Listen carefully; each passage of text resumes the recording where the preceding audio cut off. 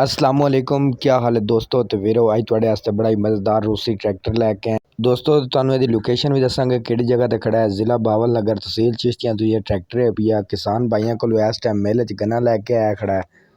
Tractor का तुहानूं सारा रिव्यू करवावांगे, नाल मालिक दा तुहानूं नंबर देंगे, नाल तुहानूं डिमांड भी दसांगे वीडियो के एंड ते। कागज़ ते नंबर हर शे ओके, लेकिन वीडियो शुरू करने तो पहले सारे दोस्तों बिरावां नाल रिक्वेस्ट है कि जिहड़े दोस्त बिरा नवें साडे चैनल नूं सबसक्राइब कर लवें। ट्रैक्टर का रिव्यू करने स्टार्ट। तुसीं स्टार्टिंग ट्रैक्टर की लुक चेक कर ली होनी है, लेकिन उस तो पहले सब दोस्तों भाइयों नाल गुजारिश है कि साडे चैनल नूं सबसक्राइब कर लवें। ये तुसीं वेख लो कि चीसी भी हर जैनवन ये पई है कलर च। टायरां की लुक चेक करो, रिम चेक करो, पिछले टायरां दे चेक करो, टायरां दे परसेंट वगैरह तुसीं खुद बना लेने, 1.5% ते तुसीं नहीं रुकना। अंदरली साइड टूपां चेक करो, ट्रैक्टर दियां